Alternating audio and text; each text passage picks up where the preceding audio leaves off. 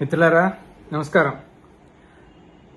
నిన్న జగన్మోహన్ రెడ్డి గారి ప్రెస్ మీట్లో సీనియర్ రిటైర్డ్ ఐఏఎస్ అధికారి శ్రీ కృష్ణయ్య గారి గురించి మాట్లాడిన భాష ఇప్పుడే చూడటం జరిగింది. అత్యంత హేయంగా, చాలా బాధాకరంగా మాట్లాడడం జరిగింది.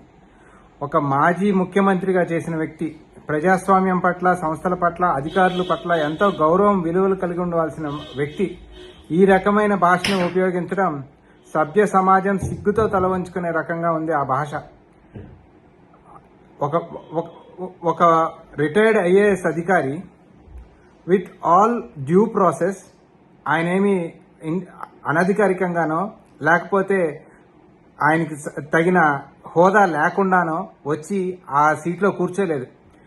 వాస్తవంగా మెరిట్ బేసిస్లో ప్రభుత్వం ఒక పత్రికా ప్రకటన చేసి సెలక్షన్ ప్రాసెస్లో వచ్చి ఆ పదవిలో కృష్ణయ్య గారు ఆ పదవిని అలంకరించినప్పుడు, అదేవిధంగా ఒక వ్యక్తికి బంధువులు ఉండకూడదు, బంధువులు ఆఫీసర్లుగా ఉండకూడదు, ఆ ఆఫీసర్లు మన పైన ఎంక్వైరీ చేయకూడదు అనే ఒక ఆలోచన, ఎస్ డెఫినెట్గా మీకు గోపీనాథ్ గారు పట్ల, లేకపోతే గోపీనాథ్ గారు అధికారిగా ఉండి వారు చేస్తున్న విచారణ వ్యవహారాలపై మీకేమన్నా అనుమానాలున్నా, అభ్యంతరాలున్నా, వాస్తవంగా ప్రజలు తెలుసుకోవాల్సింది, ఆ సిట్ వేసింది సుప్రీంకోర్టు ఆదేశాలతో సిట్ని వేయటం జరిగింది. సో సుప్రీంకోర్టు ఆదేశాలతో వేసిన సిట్లో ఉన్న వ్యక్తిని మీరు తీసుకొచ్చి బంధుత్వాలు కలిపి మీ నోటికి వచ్చిన భాషను మాట్లాడి ఈ రకంగా వ్యవహరించడం ఎంతవరకు సమంజసం అనేది కూడా ఒక ముఖ్యమంత్రిగా చేసిన వ్యక్తి ఆలోచించుకోవాలి.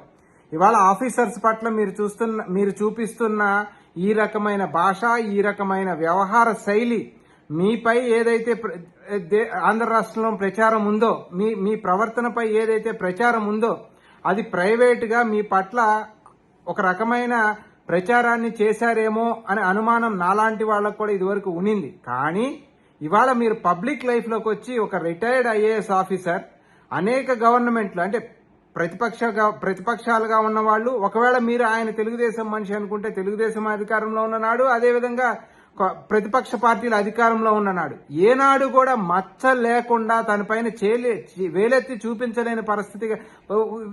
చూపించలేని విధంగా ఆయన తన డ్యూటీని నిర్వహించి రిటైర్ అయిన తరుణంలో అటువంటి వ్యక్తి దగ్గరకు పట్టుకొచ్చి మీరు ఈ రకమైన భాష వాడటం ఎంతవరకు సమంజసం?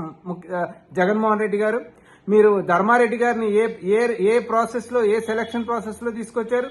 ధనుంజయ రెడ్డి గారిని ఏ ప్రాసెస్ లో, ఏ సెలక్షన్ ప్రాసెస్ లో తీసుకొచ్చారు? సలహాదారులుగా నియమించుకున్న అనేక మంది రిటైర్డ్ ఆఫీసర్స్, అజయ్ కల్లం రెడ్డి గారు లాంటి వాళ్ళు, వీళ్ళందరినీ ఏ రకంగా తెచ్చుకున్నారు?